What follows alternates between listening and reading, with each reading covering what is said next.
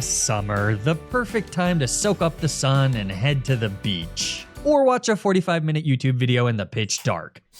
Today I'm tackling a hardcore Nuzlocke of Pokemon Ultra Moon using only water types. It may not surprise you that the island region of Alola has a lot of water types, but my one encounter per route rule is going to prevent me from using every single one. Before we start, make a prediction as to what you think my Elite Four team will be in the comments down below. Now my first encounter is the Alolan water type starter Poplio named Nemo. So that's two possibilities for the nickname theme. Wonder which one it'll be. Nemo slaughters How's Pokemon in the two nearly back-to-back fights against him, and I slaughter my A button through the early game cutscenes until I'm allowed to head to Howoli Outskirts and catch my second teammate, Bloat the Slowpoke. Sorry to all the fans of French classics out there. Finding Bloat here is pretty lucky because it means that after we barely squeak by Teacher Emily's Rowlet at the trainer school, I can arrive in Howoli City and snag Nigel the Wingull. Had I caught one of these feathered rats in Howoli Outskirts, I'd only have 2 Pokemon heading into the first boss fight, which would be bad because 2 is less than 3. This has been Mathematics with Dr. Flygon PhD. Before I can take on Alima's actual trial, he wants a battle, and so begins the grueling struggle to make it out of the Ultra Moon early game.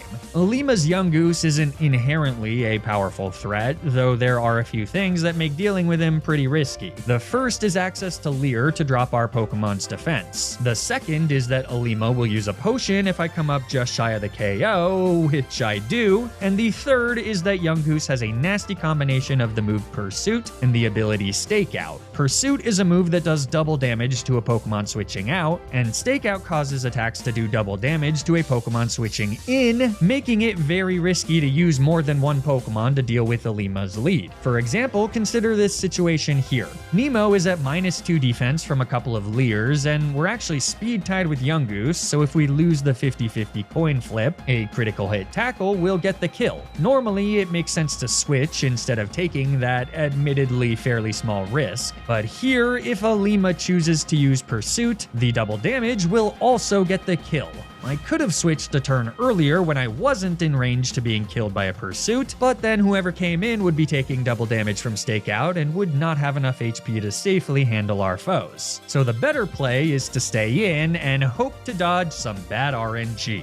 Thankfully, Nemo's Lucky Fin comes in clutch, and by winning a speed tie, we win the matchup. That leaves Smeargle, and though he knows Lafage to hit my water types for super effective damage, a 20 base attack stat, even with 170 attack EVs, isn't doing the pup any favors. Nigel comes in to hit a Growl and a critical hit wing attack before switching to Bloat, who finishes things off with 3 whole hit points to spare. Unfortunately, despite doing none of the work, because Nemo was out when Smeargle came in, he gets a full 179 experience points, which is just enough to push him over the current level cap. So, per Nuzlocke rules, Nemo now needs to go to the box until I've beaten Alima's trial, a feat that has now become all but impossible. Bloat and Nigel can make it to the Totem's Den without a problem, but the combination of the juiced up Raticate and his loyal minion is simply too much for my team. Despite a Hail Mary Supersonic, Nigel falls first, and with a weakness to Dark-type attacks, Bloat follows soon after. If I'm gonna be able to beat the Totem Raticate, I need to be better with managing my XP. Nemo cannot overlevel against Alima, that much is clear, but with so many other mandatory fights, it's also apparent that I'm absolutely gonna need all 3 possible encounters, which means that anytime I find a Wingull in Howoli Outskirts, it's cause for an immediate reset, which happens 9 times in a row, until on attempt 11, I finally find another Slowpoke, now named Dory.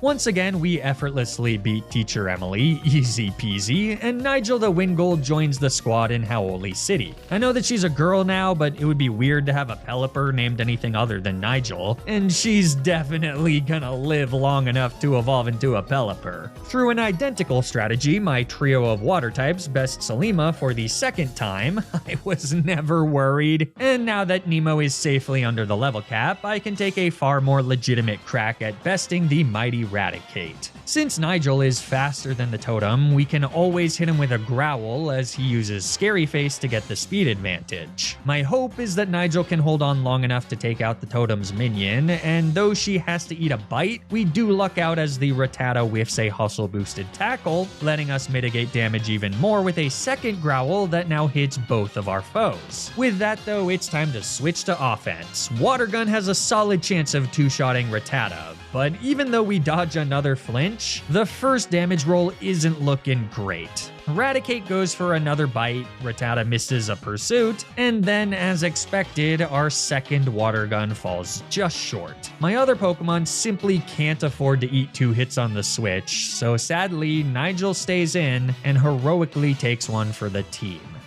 I bring in Nemo, and after brunting another double up, a disarming voice takes out Rattata while doing minimal damage to Eradicate. The KO gets him to level 13, but I decide to make a tactical switch to Dory. She does take super effective damage from Bite, yes, but she can also hit Eradicate with a Yawn, and after just a single flinch, Dory breaks through on the following turn. Now I debate whether to make the switch back to Nemo here, or to wait for the following turn so that my starter doesn't take any damage, ultimately deciding on the latter, which proves to be Dory's demise as a critical hit bite kills my second teammate. With hindsight, it seems like a stupid play, especially when Nemo's able to come in and successfully get the KO on Eradicate before he even wakes up. Victory is ours, but with Nemo as the sole survivor, it hardly feels like one, and with the grand trial against Hala's fighting types up next, losing my flying and psychic type teammates is a lot like that one bunny.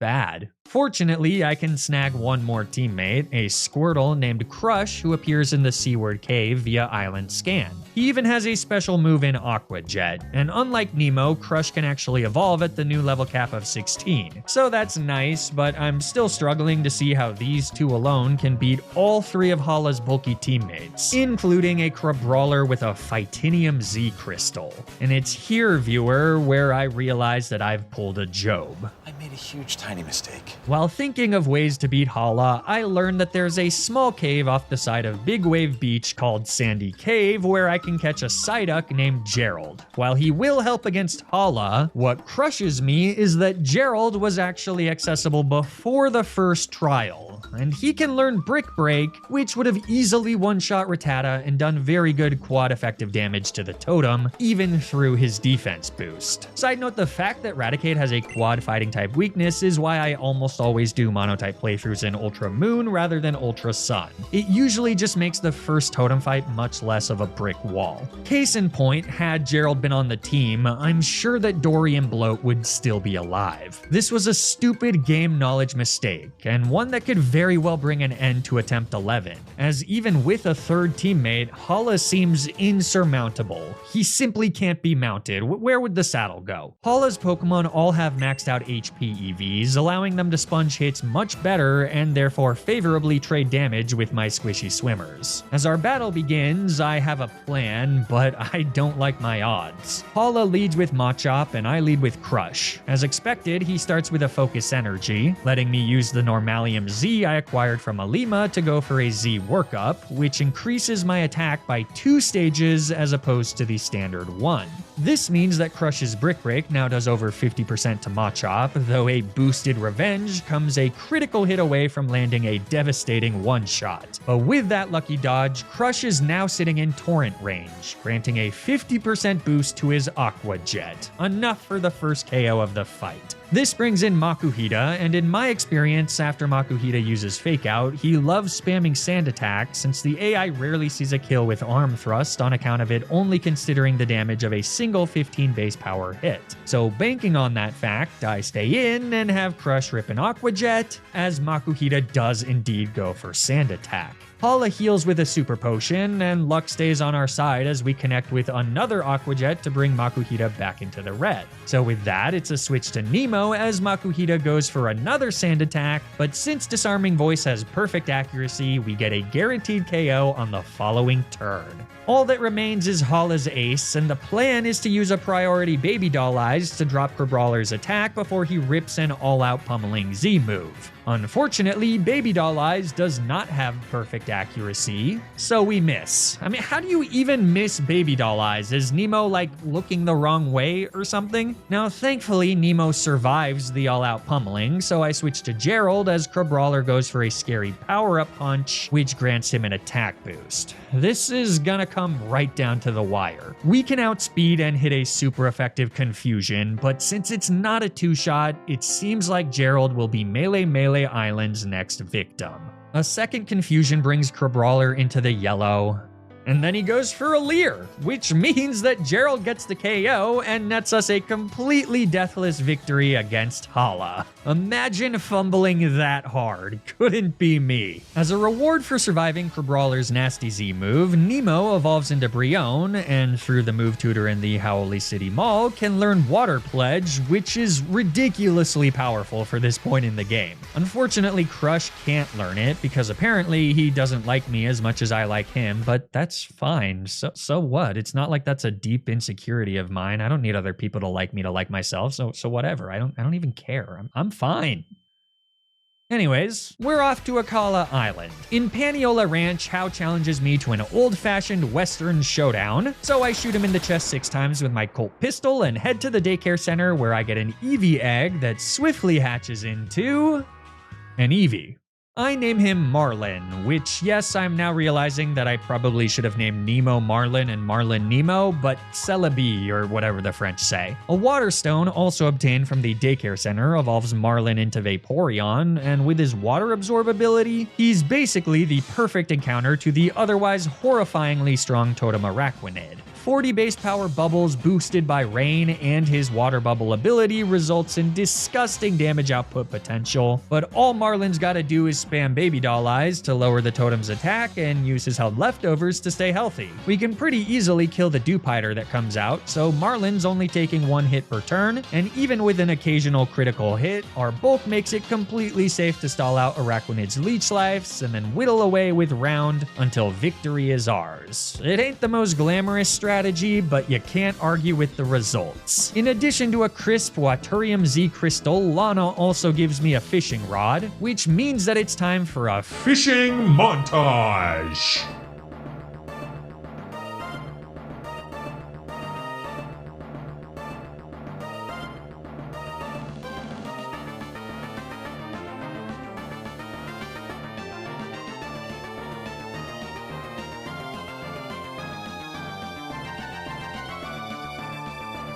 I also get a Poliwag named Kathy from Brooklet Hill, which is pretty lucky since it just as easily could have been a Surskit, though she too would work as the speedy kleptomaniac I need to steal the Totem Marowak's Thick Club during Kiawe's trial. Poliwag's only advantage over Surskit is that after she steals the Thick Club, she doesn't, instantly die. In fact, nobody does, as Marlin survives a double up to KO Salazzle, and then Flo the Wishy-Washy takes out Marowak. That leaves the third and final Akala Island trial, and unfortunately, it is by far the hardest. Even in a standard playthrough, the Totem Lurantis that you face up against in Mallow's trial can easily sweep through entire teams with Solar Blade and heal up any damage taken with Synthesis along the way. She also has incredible support from Kecleon and Comfey, which can both set up Sunny Day. And all of this is of course even deadlier when none of my current teammates even take neutral damage from grass type attacks. The good news is that I can get one.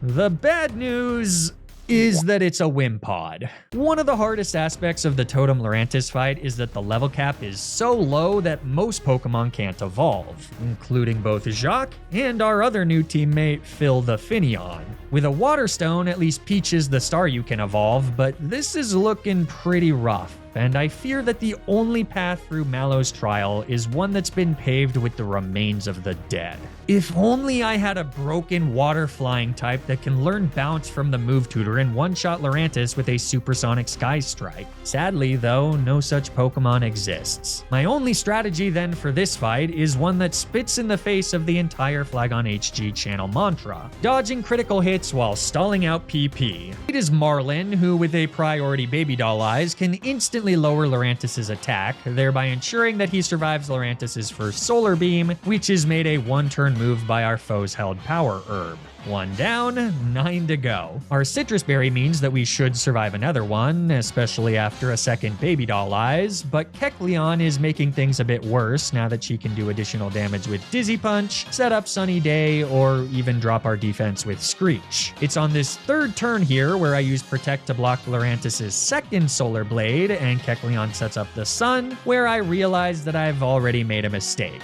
It's happening a lot in this playthrough, isn't it? On that first turn, I absolutely should have used Protect, which would have wasted Lurantis' first Solar Blade PP without getting nailed for like 75%. I'm not sure why I didn't do that. Perhaps I was so inspired by Hala that I too wanted to throw a match. I don't know. Regardless, the end result is the same. Marlin can get off a third baby doll eyes to drop Lurantis' attack even more, and though this means that he survives Solar Blade number 3, Kecleon's still free to land the finishing blow to my bulky pup. It's a devastating loss, but perhaps Marlin's sacrifice will be enough to stop any further bloodshed. With Lurantis at -3 attack, she really can't do much to Flo in her schooling form. Well, losing my 2 strongest teammates is obviously very bad, but doing so with 5 more Solar Blades to survive is even worse. Frankly, Jacques is gonna need to work some miracles here. After a Protect to dodge Solar Blade number 6, Lurantis uses X-Scissor for some reason, before Jacques hits her with a Sand attack. Kecleon then fires off an Ancient Power, which is scary in its own right, though Jacques does survive, and a Citrus Berry prevents the Wimp Out switch. After tanking another X-Scissor, I try to set up a Rain Dance, but Kecleon reads my mind and immediately uses Sunny Day. So on the following turn, Protect burns number 7. Then, risking crits of course, I bring in Peach on number 8. They live and another Protect burns number 9, so all we gotta do is survive 1 more. Solar Blade comes out, and Peach survives. Lurantis is now completely out of Solar Blades, though we still have a long way to go before we can take the KO, and another poorly timed critical hit could easily result in another casket. Kecleon is a pain in the ass, spamming Screech defense drops, so I target her down first and eventually get the kill, though not without burning a sizable chunk of HP on both Nemo and Crush. With Lurantis seemingly down to low sweep as her only attacking move, I'm optimistic that we can actually finish this without any more deaths. That is, until Lurantis calls in Comfey, who has Magical Leaf. It's not stab, but my Pokemon are low enough where it probably doesn't matter. Fortunately, I can use Encore to lock her first into Sunny Day, and then into Flower Shield, all the while doing minor damage with Icy Wind as Lurantis burns through her Synthesis PP. Ultimately, Peach is free to come in and take the kill on Comfey with a Bubble Beam. So, without any more allies, it's just Peach vs Lurantis, and since we still have Recover PP, this fight is over. With a few final swifts, the pantsuited Praying Mantis falls, and a grueling 33-minute-long battle comes to an end with a victory. It stings losing what were easily among our strongest early game Pokemon, and without Marlin, we might never have made it out of Brooklet Hill. But as we enter the mid-game, the opportunity to get new powerful teammates means that Marlin and Flo's sacrifice won't be in vain. Like on Route 9, I fish up. Okay, bad example, she's food for when Jacques gets hungry. But in the Akala outskirts, I get Anchor the Chinchou, who immediately evolves into Lantern, and then in Kanikani City, I buy my 3rd Water Stone to evolve Kathy all the way into a Poliwrath, right in time for the fight against Olivia. After Lurantis, it's a nice change of pace to have a positive matchup into the Island Kahuna's rock types. The only one that's a little bit of a problem is Lileep, since she knows Giga Drain, but she's also a Lileep, so it's not a huge deal. Kathy also resists all, or rather both, of Lycanroc's attacks, and with Leftover's recovery, not even 3 flinches in a row from Bite are enough to stop us from eventually taking the KO and snagging another easy victory. So off we go to Ula Ula Island with a brand new level cap of 33, which lets both Jacques and Deb fully evolve. This is perfectly timed with our next fight against Hau, who's made a stunning recovery, and now has a Leafeon and an Alolan Raichu that both hit very hard and very fast. However, Jacques can just one-shot Leafeon with a priority first impression, and Deb, who obviously comes in for free on Raichu's Electro Ball, is bulky enough to tank a Psychic and retaliate with a massive Earthquake. The rest of Hau's team is less threatening, but if you're not prepared for the sudden jump in power by arriving on Ula Ula Island, this can be a really nasty fight. In the Melee Gardens, I fish up a Basculin named Jenny. Yeah, it turns out there's not that many women in Finding Nemo, so I had to branch out to the sequel. I'm as disgusted as you are. But surely Jenny will have a purpose at some point, right? Surely. And it's here where I also finally collect enough stickers to meet up with Samson Oak back at Hey Hey Beach, where he gives me a totem-sized Araquanid that I named Squirt. Because irony. Anyways, now I can tackle the 5th island trial at the Hokulani Observatory, and though an electric type trial may seem like a poor matchup for my team of Splishy Splashers, Deb pretty comfortably solos the Totem Togedemaru. Protect prevents damage from Bounce, we're immune to Zing Zap, we resist Iron Head, and we deal massive damage through the double defense boosts with quad effective Earthquakes. It takes a while, yes, but ultimately Deb locks in another easy victory. The tiny jump in level cap means that Brion can evolve into Primarina, gaining the elusive and invaluable secondary fairy typing. And speaking of fairies, this gets us to pound for pound the hardest trial in the entire game. Acerola's ghost trial against the Totem Mimikyu. In addition to an Omni boost to all her stats, Mimikyu sports an ability that prevents us from doing any damage with our first hit. She has fantastic neutral coverage with Shadow Ball and Play Rough, and she's even holding a Lumberry to disincentivize status condition-based strategies. Plus, her ally Banette can do pretty heinous things with Curse and Will-O-Wisp. I do get 4 new teammates here, but save for Pearl the Tentacruel, who at least grants us a fairy resistance, none of them really help out against this matchup. Instead, I cook up a plan involving 2 of our veteran bench warmers, though credit where credit is due, Gerald does already have that sick Hala dub under his belt. My lead though is the Virgin Phil, fresh out of the box and trained to take even a critical hit from Mimikyu's boosted Play Rough such that he can use a slow U-turn to break the totem's disguise and simultaneously switch to Gerald. Mimikyu then summons Banette from the shadows, and it's here where we reveal our tech. Gerald knows Iron Tail via Move Tutor, and by holding a Steelium Z Crystal, we have a perfectly accurate 180 base power super effective Steel type move. Like Phil, Gerald's also been trained to survive a critical hit Play Rough, and thankfully so, because with 19 HP to spare, he can rip a Corkscrew Crash, which isn't enough to KO, but does do well over 50%. Unfortunately, that critical hit Play Rough does mean that Banet's Curse ruthlessly kills poor Gerald, marking the 5th death of the run.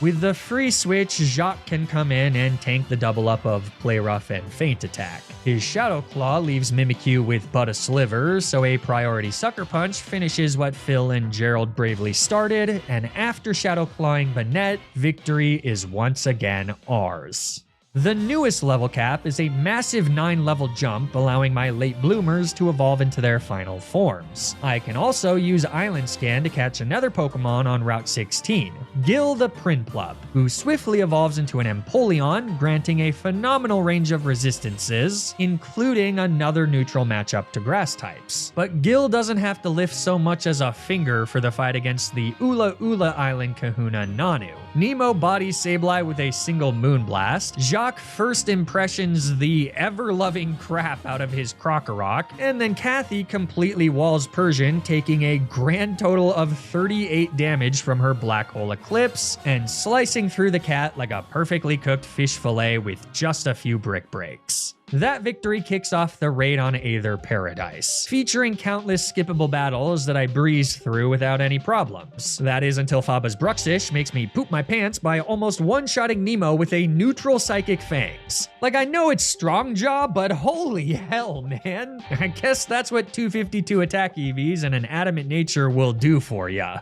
Anyways, my next matchup is a face-off against Guzma. I've skipped our other showdowns because the strategies for beating them are similar to this final fight, only now Guzma's got a Vikavolt who can hit all of my Pokemon for super effective damage with a combination of Thunderbolt and Energy Ball. I basically need a way to one-shot Vikavolt before he one-shots me, and I've got just the fish for the job. First, though, is Golisopod. A moveset of First Impression, Sucker Punch, and Razor Shell is extremely abusable thanks to Cathy's Water Absorb. All I gotta do is a few turns of switching to stall out Razor Shell and Sucker Punch until Golisopod's forced into using First Impression, letting me bring in Jenny. She has a sneaky tech in Rockhead Head Smash, which even at 150 base power doesn't OHKO Golisopod, but it does trigger Emergency Exit, bringing in Vikavolt. And now Jenny gets to show us her full potential, because by holding a Rockinium Z Crystal, she can rip a devastating 200 base power Continental Crush that shreds through Vikavolt's pathetic husk of a buff.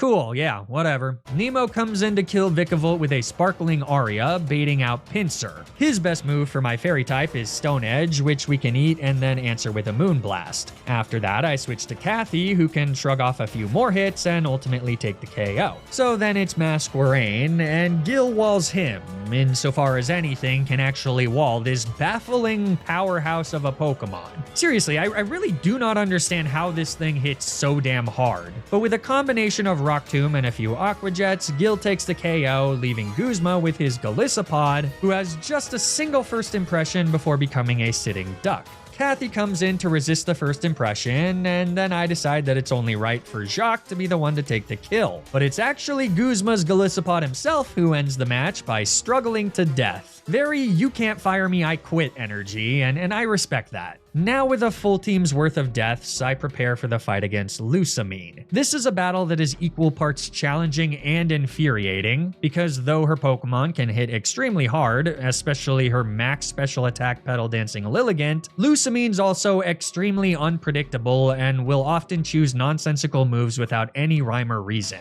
I mean, it's pretty clearly a metaphor for life, how the most dangerous threats are those that are random and unpredictable. After all, Lusamine, or Lusamine, literally translates to life of mine. Anyways, the result is that over-predicting in this battle, and in life, can have serious consequences, so it's better to just fire off your strongest attacks in the hopes of taking KOs as quickly as possible. Lusamine leads with Clefable, and I've brought yet another fishy bench warmer, though this time, and take note because this is important, he doesn't suck shit. With a Corkscrew Crash off of Iron Tail, Chum can instantly one-shot Clefable and bait out the terrifying Lilligant. Since Chum outspeeds, my plan is to use Protect to bait out a Petal Dance, and then use Disable to render Lilligant completely useless on the following turn, though sadly that's instantly ruined by Lilligant opting for Stun Spore. Like I said, Lusamine's move choices are nonsense. Petal Dance absolutely kills me here. This means that for the second battle in a row, I'm gonna lose a Pokemon, since all I can do is rip a Psychic Fangs and watch Chum go down. Unless, of course, Lilligant misses her Stun Spore, letting Chum freely take the KO with a second Psychic Fangs. This brings in Lopunny, so I switch to Anchor, who gets the speed advantage with a Thunder Wave, does damage with a Volt Switch, and brings in Cathy, who proceeds to take the KO with a Brick Break. Against Beware, my best answer is Becky, since she's immune to the beefy brawler's strongest stab attacks and can deal massive damage with Psychic, which is enough for a 2-hit kill. So last is my Lodic, who simply doesn't have a strong enough moveset to threaten my water types with anything more than some light dragon pulses. I decide to bring in Pearl and use a combination of Acid Sprays and Sludge Bomb to get the final KO and win us the battle. But this sends Lusamine into Ultra Space, and now we must embark on the long journey to save the world from Ultra Necrozma. I think. I don't actually know. But this quest begins on Pawnee Island, where I can catch what, for me, will be the final 3 encounters of the run. Destiny the Whalmer from Seafolk Village, Bob the Gastrodon from Ancient Pawnee Path, and finally a Lapra from Pawnee Breaker Coast, who goes for a Parish song.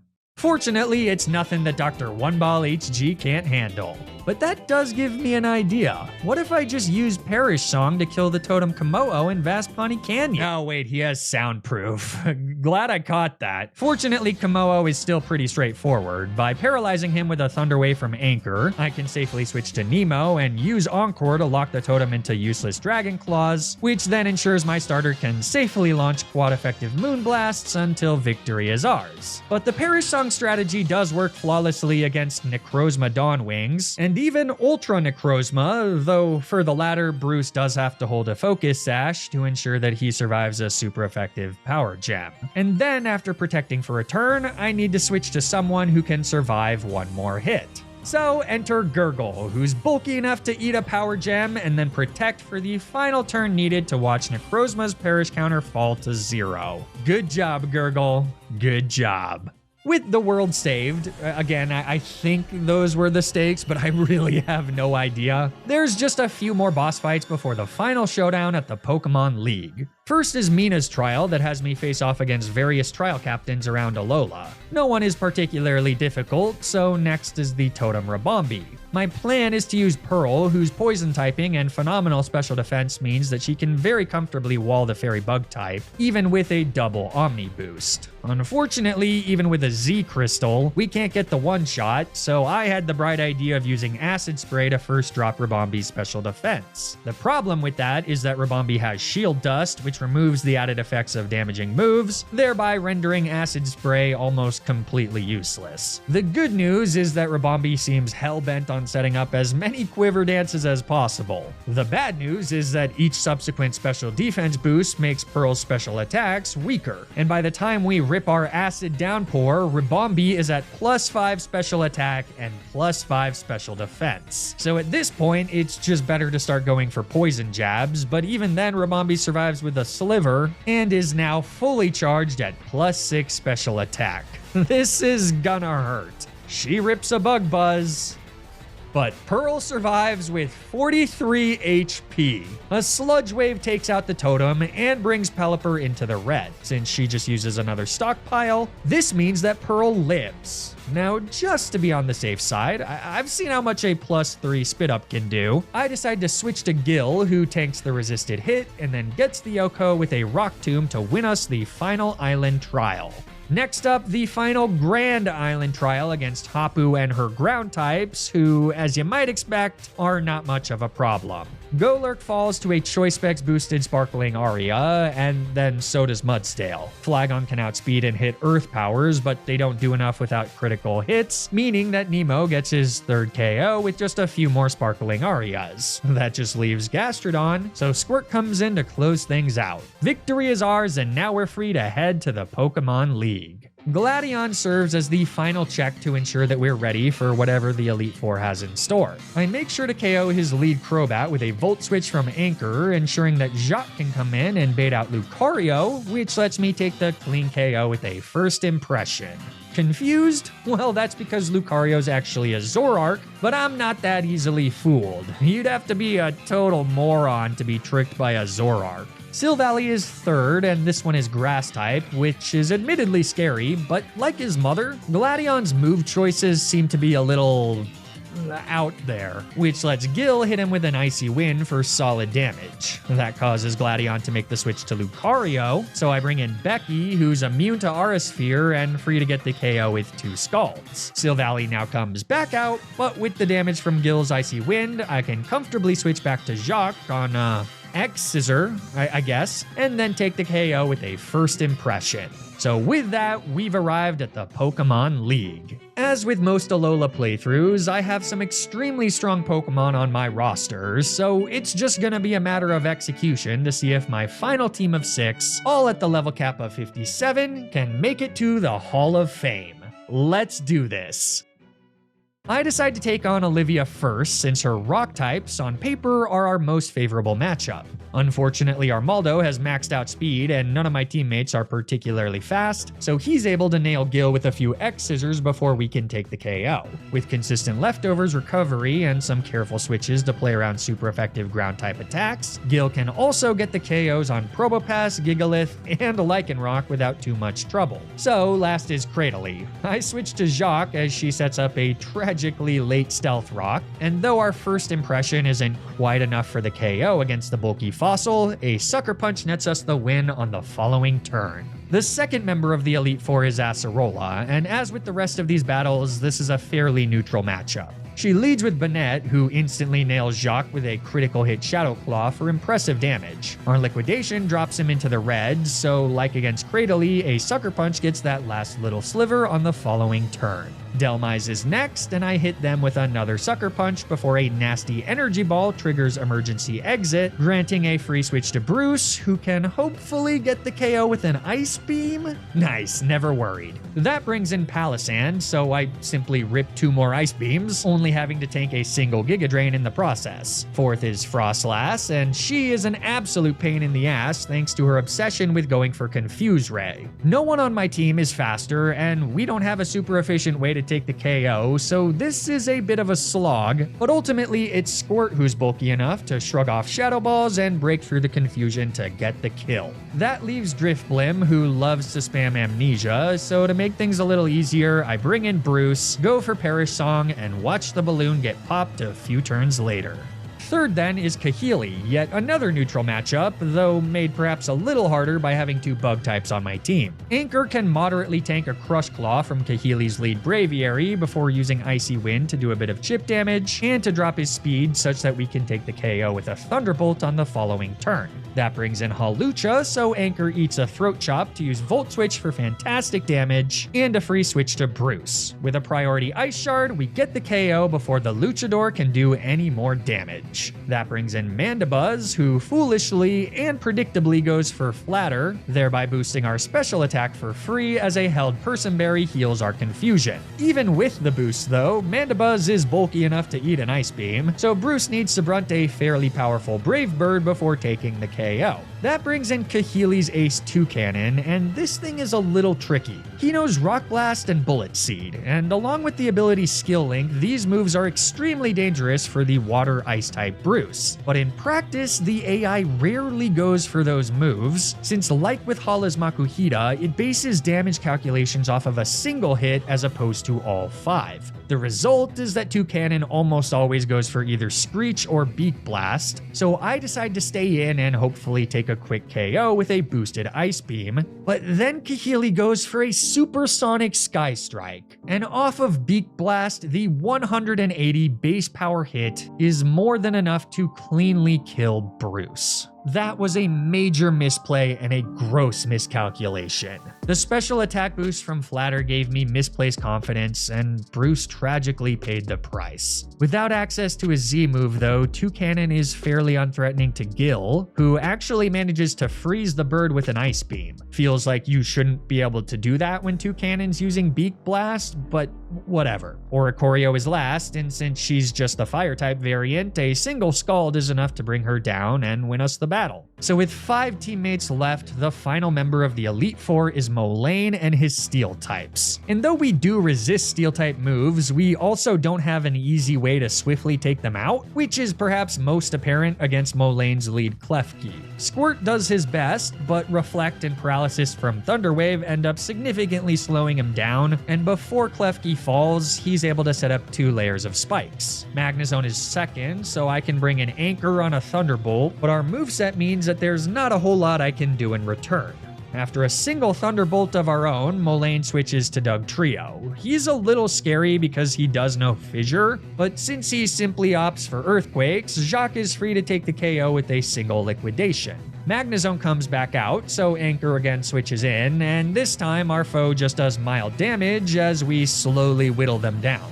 Eventually, Magnezone falls and Molayne sends out Metagross. Our Volt Switch does a bit of damage as I bring in Gil on a Zen Headbutt. He now baits Hammer Arm, so I switch to Nemo for his Elite Four debut. Thanks to the subsequent speed drop, we can now Encore Metagross into Hammer Arm and take the kill with 2 sparkling Arias. So last is Bisharp. Anchor comes in yet again, and since we outspeed, he just needs to fire off 2 more Thunderbolts for a KO and the final victory of the Elite Four. Now all that stands between me and a lifetime of sitting in a dope-ass chair is another battle against Hao. The Nepo babies come a long way from our first fights on Melee Island, and if anyone's gonna stop this run, it is gonna be him. So let's see if we've got what it takes to finish this challenge once and for all. Hao leads with his Alolan Raichu, and I lead with Jacques, who can instantly fix our teammate number deficit with a single first impression. That brings out Crabominable, who threatens with Stone Edge, so I switch to Gil. Crabominable's only fighting type move is Power Up Punch, which has a low enough base power that I reason it shouldn't do much damage, but I'm very wrong, and a single hit is almost enough to just KO Gil. It doesn't, so we can rip a Flash Cannon, though the ugly crustacean survives with a sliver, putting me in an extremely tricky situation. An Aqua Jet will absolutely kill, but I'm fairly certain that he'll heal at least once. The scary part is whether Hao heals twice. I just don't know. And thankfully, I don't have to find out, because after the first heal, Gil lands a critical hit for the clean one-shot. Incredible stuff, buddy. This brings in Tauros, so it's off to Jacques on a resisted Earthquake. With a first impression, we can do massive damage before eating equally massive damage from a double edge that triggers our emergency exit. So Gil comes back in, and now that we're once again baiting Earthquake, I again switch to Jacques, who gets his second KO of the fight with another first impression. What a ridiculously good move. Hao's fourth Pokemon is Noivern, who I was hoping that Bruce would be able to make swift work of. Instead, I need to bring in Anchor on the Air Slash to bait a Dragon Pulse that grants the safe switch to Nemo. Then after tanking just a single Air Slash, he rips a Moonblast for the clean KO, forcing Hao to send out his penultimate Pokemon, Leafeon. I switch to Squirt on an anticipated Leaf Blade, but my heart sinks as a critical hit brings our totem-sized Titan down into the yellow. The hope was that with Leech Life and Leftovers Recovery, we could outdamage Leafeon. With that critical hit, though, Squirt doesn't stand a chance. All I can do is let him go down to a second Leaf Blade. But Squirt's sacrifice does mean that his fellow Bug-type brother can take the field. And boosted by a held Silver Powder, Jacques' first impression is enough for another clean KO. So Hao's last Pokemon is also his first, Incineroar. And who better to take the final KO of the run than Nemo? Now, Flare Blitz does hit surprisingly hard on the switch. In fact, had Hao opted for his Z move, there's a chance that that would have just killed Nemo. So that was a potentially terrible mistake, but there's another issue here. At the last minute, I decide to double check Nemo's speed stat, and when I do, I learn that he is exactly 1 point slower than Incineroar. Nemo's dead here, and if he goes down, I really don't have any other way to take out Incineroar. So what I need to do is clear, and unfortunately, it's also really heartless. I need to switch to Anchor, drop Incin speed with Icy Wind, and then sacrifice him for the safe switch back to Nemo. That alone is tragic enough, but if I want the best chances at victory, I can't switch directly to Anchor. At 52 HP, Nemo is baiting both Flare Blitz and Earthquake, meaning that if Incin chooses to use Earthquake on the switch, Anchor could die, and I would then lose the entire run to Hao's very last Pokemon. So the optimal play is to first pivot through Gil or Jacques and sacrifice one of them to guarantee the safe switch to Anchor. Even so, I can't do it. Does it make sense to risk the lives of all of my Pokemon to save the life of one? Maybe not, but 2 deaths here is more than I can stomach. So as I switch to Lantern, I pray that Incineroar goes for a Flare Blitz.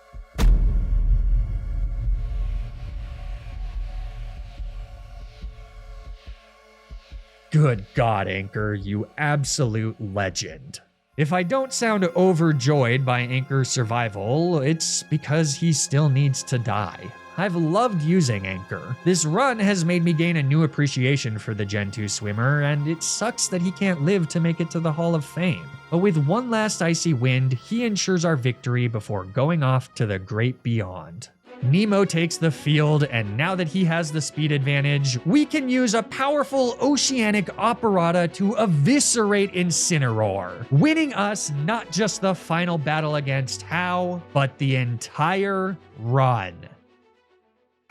Hopefully you had fun with this one. It was significantly harder than I was expecting, especially in the early game, and I love that I was able to find at least one use for almost every single one of my encounters. If you did enjoy the video, it'd be great if you could leave a like and subscribe to the channel. Or don't, I don't know, but stay tuned for more Nuzlocke videos, and until then, remember to always, always, always play around the critical hit.